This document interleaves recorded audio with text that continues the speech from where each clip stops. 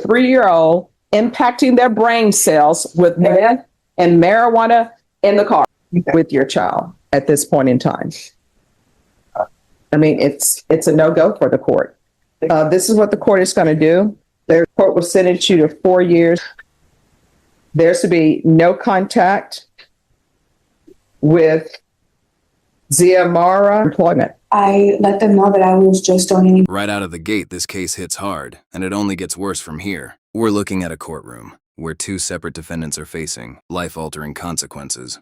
But there's one chilling thread tying it all together. Children placed directly in harm's way. One mother caught with drugs in the car, another driving intoxicated with a toddler unsecured in the back seat. And the judge? She's not holding back. This isn't just about breaking the law. This is about decisions that could have permanently changed a child's life in seconds. We're talking about meth in a vehicle with a 3-year-old. Let that sink in. Toxic exposure, impaired judgment, and a complete breakdown of responsibility. And when the judge starts asking questions, the answers only raise more concerns. But here's where things take a turn.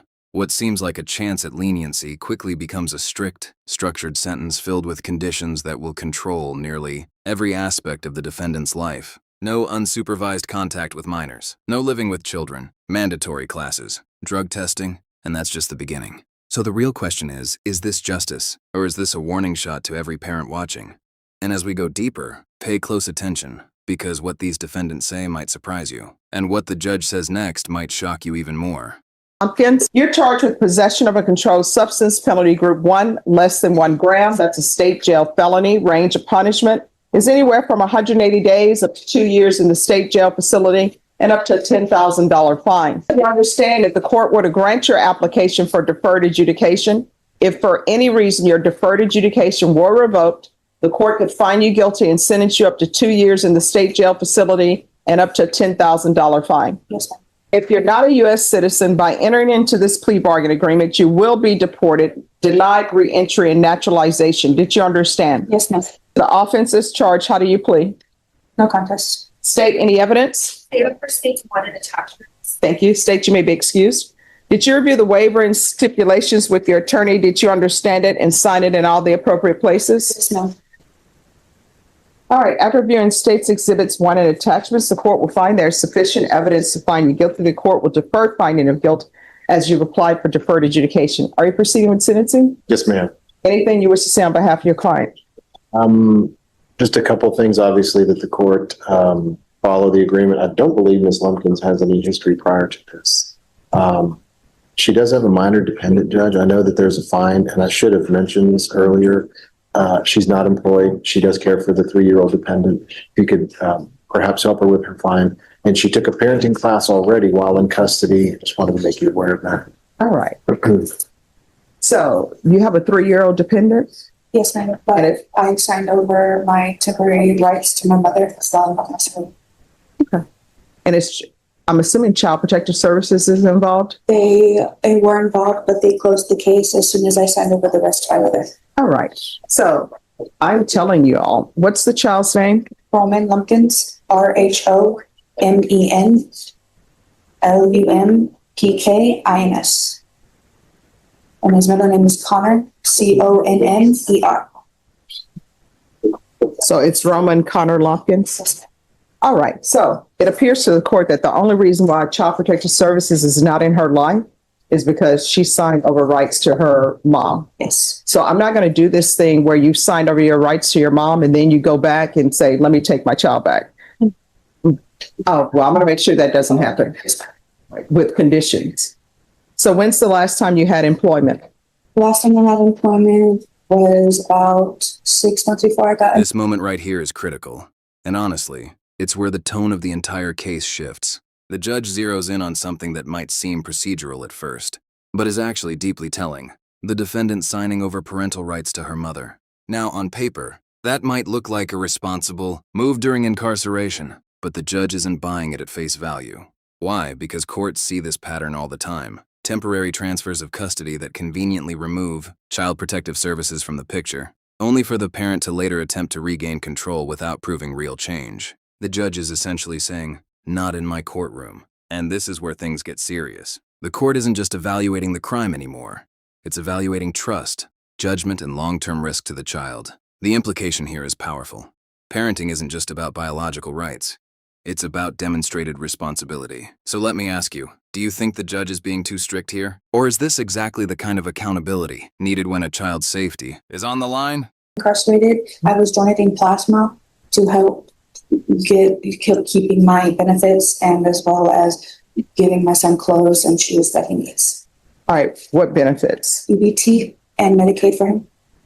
All right, so then you didn't have employment. What was your employment? I let them know that I was just donating plasma and I would get $60 to $75. Okay, technically that's not employment.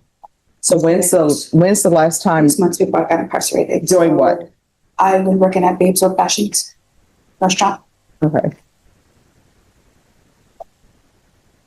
I always see that restaurant. I've never gone in and tried it because usually I'm passing by. Kids eat free. Yes, they do. Oh, so you've been.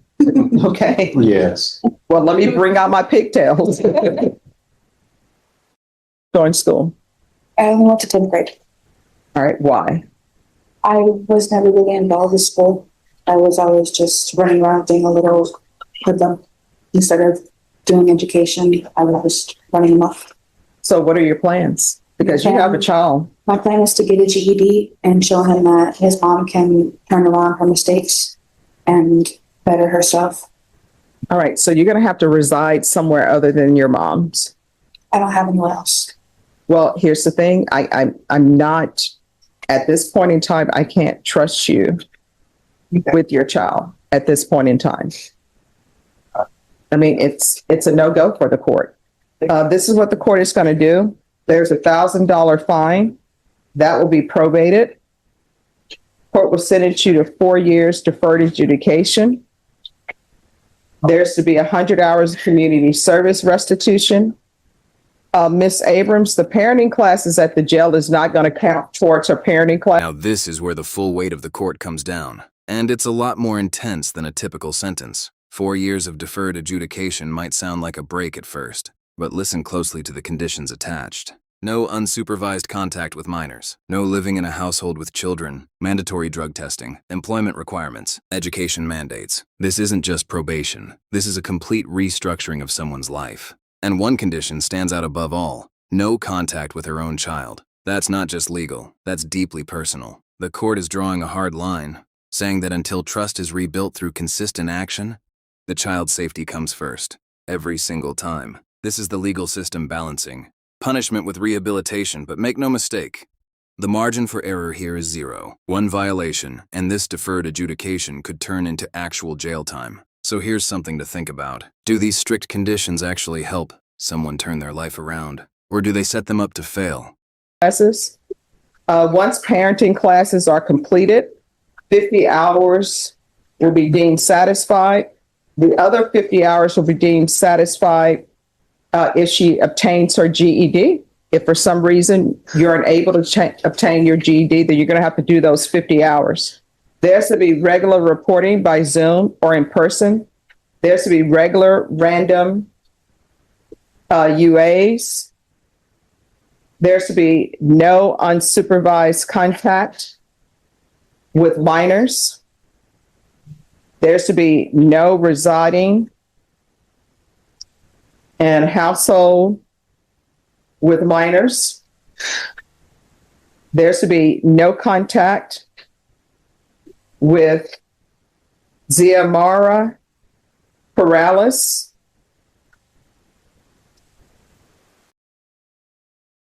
Of course, take into consideration 2025 PF 25148, 2025 AL 006849. The following will be done in custody. There should be a referral to felony drug court and a TAP evaluation. If not accepted in felony drug court, then follow TAP recommendations and field visits 1 time per month until further notice, or that can change if she's accepted in felony drug court because they will do their own field visits. Sure. I'm sorry, what? How many months before then? Until further notice. Yeah. All right, Ms. Abrams, is there anything else? Thank you. There's to be proof of This is one of the most powerful and uncomfortable moments in the entire hearing. The judge isn't just listing facts anymore. She's painting a vivid picture of what actually happened. A stolen vehicle, drugs in the car, a 3-year-old exposed to meth and marijuana, and then she drops a detail that hits hard. The smell of meth lingering so strongly it once filled an entire courtroom. That's not just dramatic, that's intentional. The judge wants the defendant, and everyone watching, to understand the reality of the situation. This wasn't a minor lapse in judgment. This was a chain of reckless decisions that put a completely dependent child at risk. And when the defendant tries to defend herself, saying she didn't know the car was stolen, the judge shuts it down immediately. Because from the court's perspective, the bigger issue isn't just what she knew, it's what she should have known. So let's be real for a second. How much responsibility do you think someone has for the company they keep, especially when a child is involved? employment. Within 45 days of release, there's to be no employment as a home health care provider or with minors. And what I can tell you, because you don't have custody of your child is not with you, so those benefits should stop for you. Yes, ma'am. Did you read the document entitled Trial Court Certification of Defendant's Rights to Appeal with your attorney? Did you understand it and sign it? Yes, ma'am. Because it's plea bargain agreement, because I followed your plea bargain agreement, and because you waived your right to appeal, you do not have the court's permission to appeal. We can go off the record. Here's the thing. That 3-year-old can't even fend for themselves. That 3-year-old is 100% dependent upon you. And what did you do? You drove in a vehicle that was stolen with this Perales person. And then not only that, you all are doing drugs in the car. There's drugs in the car. And let me just tell you, meth stinks to high heaven. We had a case in this courtroom where someone brought in meth, and it took us forever to get that sent out of the courtroom. And you driving around with a 3-year-old impacting their brain cells with meth and marijuana in the car.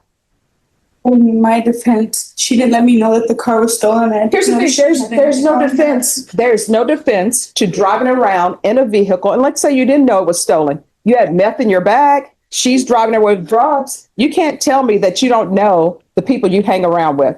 How long had you known her?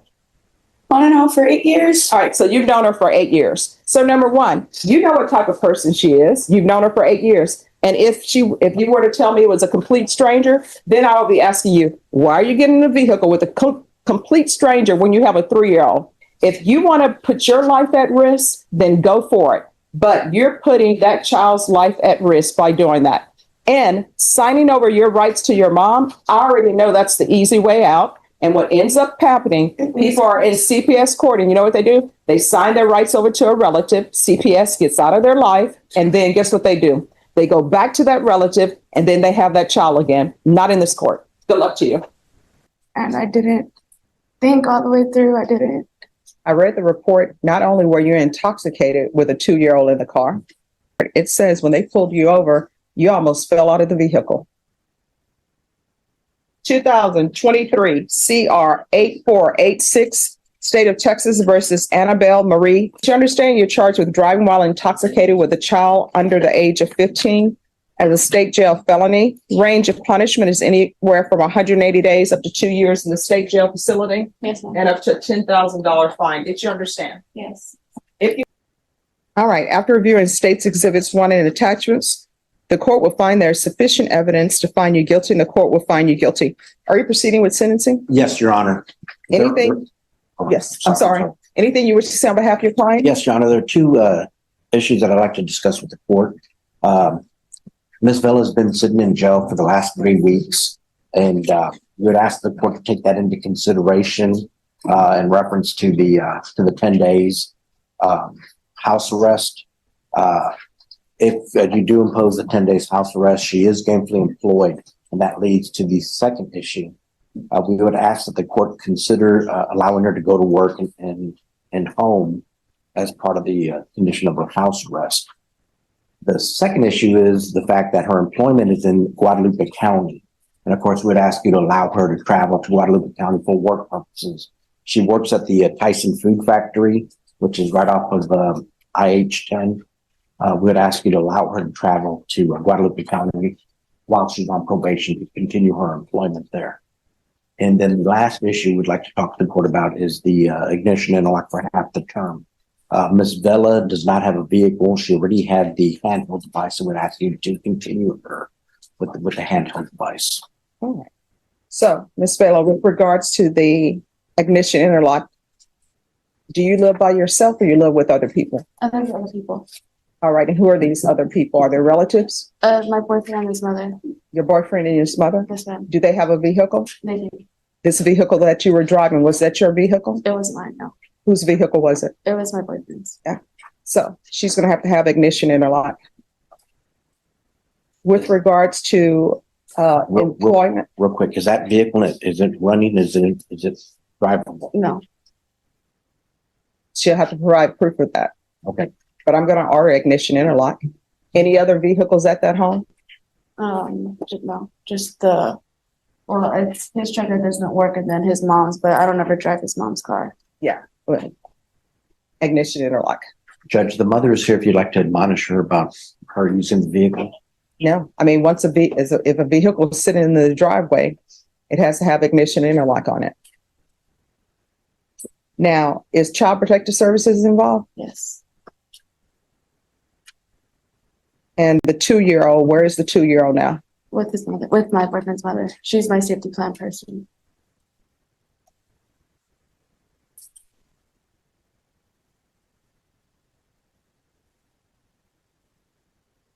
So tell me, what were you thinking? Because I read the report, not only were you intoxicated with a 2-year-old in the car, but the 2-year-old was not even in a proper carrier. 2-year-old is just in a seat, with a seatbelt. I wasn't, I don't know. It was a very selfish act of me, and I didn't think all the way through. I just wasn't thinking, and So where I were was you being drinking? selfish. Where were you drinking? I was with my sister. At the sister's house? Or No, what? I was going to my cousin's house.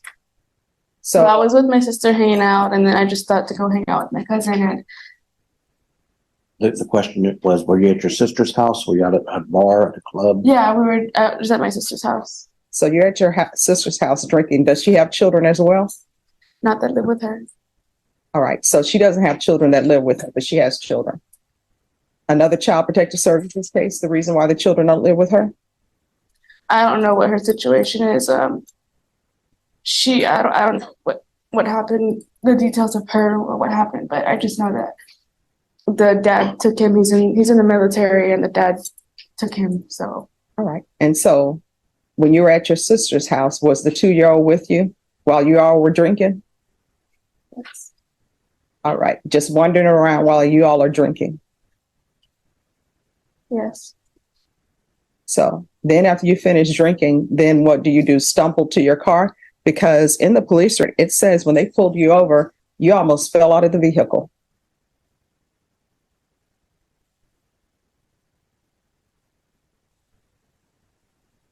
I don't think the judge is trying to make you I know. feel ashamed. She just wants you to realize that. Yeah. I mean, you have to realize there's so much that could have happened. You know, I had a friend, and a lot of people do not read the warning that's over the visor. And you know that warning over the visor that tells you who can sit in the front seat, and it'll tell you what their weight should be and how old they need to be. And if they're not that age and you put them in the front seat and there's an accident, the airbag will just totally sort of crush them. So my friend didn't pay attention to that, and her child was sitting in the front seat, and she wasn't driving intoxicated. And she felt so bad because her child ended up with scratches on the face. They had to take him to a surgeon to take care of the cuts to his face. But you're driving intoxicated, and you have a 2-year-old on the second passenger row that's not even in a proper car seat, just in a seatbelt. And all the people were calling because you were weaving and swerving. So how often are you drinking alcohol, and what are you drinking? Before I got to this point, it was quite a bit, maybe every other day. All right, so what, do you know why you're drinking? What started you to drinking a lot? Judge, if I may, on her behalf, just to Sure. help get her going. Yeah. She did commence a 12-step program. She made it through the 6th step. And I think through going through that program, I think those reasons might become clearer to her. I know one of the first steps that she learned was having to accept responsibility for behavior. When she did end up in jail, several family members were trying to get her out. And she took it upon herself to say, hey, look, first thing is I got to accept responsibility. Leave me here. I'll go to court and deal with it. I don't know if she really. So is there any mental health issues that need to be addressed? Any past trauma? And I'm not going to ask you what the past trauma is, but is that something that needs to be addressed? Is there something like that? That is beyond my personal knowledge. Were you raised by your parents or no? I was. All I right. just, before I had realized it was an issue, I was just doing it selfishly. I don't know why. I don't know. I knew it was an issue. I had a drinking issue, but I didn't realize how much of an issue it was until all of this happened. And it took me to get to this point to realize that what I was doing wasn't right. And I have a son to raise and look after, and I wasn't putting him first. And All right. So you only have one child? So here's the thing. I'm going to grant your application, but you're going to have to start making choices. And sometimes the choices that we make means that certain people can no longer be in your life. If your sister is not going to get her act together, she shouldn't be in your life. Because, for example, if you would have came to my home and there was a 2-year-old, I wouldn't have allowed people to just be drinking till they're intoxicated. I would have recognized certain things. And if I was not watching and you became intoxicated, I would have said, you're not leaving, I'm taking the keys. So you're going to have to see people as they are, not as you hope they will be, because you have a 2-year-old and that 2-year-old can't decide and say, hey, mom, I'm not getting in the car with you, you're intoxicated. That 2-year-old is 100% dependent upon you so that they don't have any trauma in their life and so that they go on into adulthood. You understand? All right. This is what we're going to do. I'm going to sentence you to 2 years in the state jail facility. It will be suspended and probated for 3 years. There's a $500 fine that will be probated. Going to do the DWI intervention and education course. Ignition interlock for half the term. There's going to be a 2-year driver's license suspension. 120 hours of community service restitution. I know that Child Protective Services is probably making you do parenting classes. If they're not, you're going to do them. Once you completed parenting classes, the community service hours will be deemed satisfied. Thank you, Judge. There's going to be 30 days partial GPS for employment. I'll ask that the fees be waived or deferred. There's to be regular reporting by Zoom or in person. Regular random UAs. Make sure they test for alcohol. Field visits. What we've just witnessed is a courtroom balancing act between justice, accountability, and the possibility of rehabilitation, but with one unwavering priority: protecting children at all costs. In the first case, the court issued a structured but strict deferred adjudication, making it clear that regaining trust, especially as a parent, requires consistent, measurable change. The no-contact order with her child sends a powerful message. Parental rights are not unconditional when a child's safety is compromised. In the second case, the dangers of impaired driving with a child were laid bare in painful detail. from improper restraint to repeated alcohol use. The court focused not just on punishment, but on forcing a moment of reckoning. Both cases highlight a critical truth. The legal system can offer second chances, but only under intense scrutiny and responsibility. Now we want to hear from you. Do you think these rulings were fair, too harsh, or not harsh enough? If you found this case as shocking as we did, make sure to hit that like button, share your thoughts in the comments, and don't forget to subscribe for more jaw-dropping courtroom breakdowns. One time per month for 3 months. CPS compliance. 90 sober meetings in 90 days. We'll do a TAP evaluation. That can be out of custody. If you miss that TAP evaluation appointment, a warrant may be issued for your arrest because that's going to be a violation of your probation, or it may end up with you spending time at the Bexar County Jail and having them do the TAP there. You understand?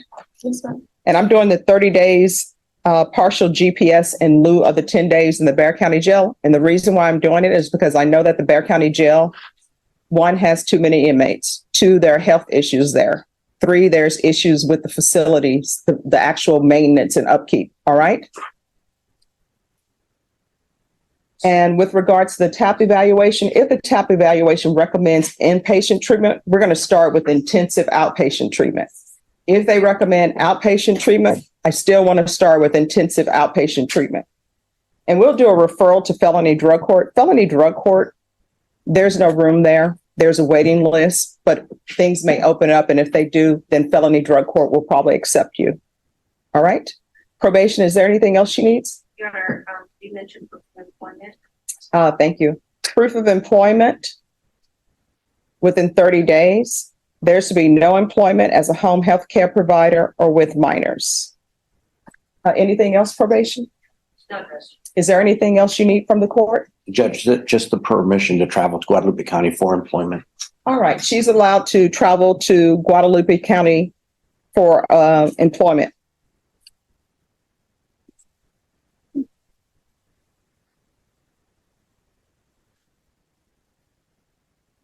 All right. Is there anything else you need from the court? You need to say yes or no.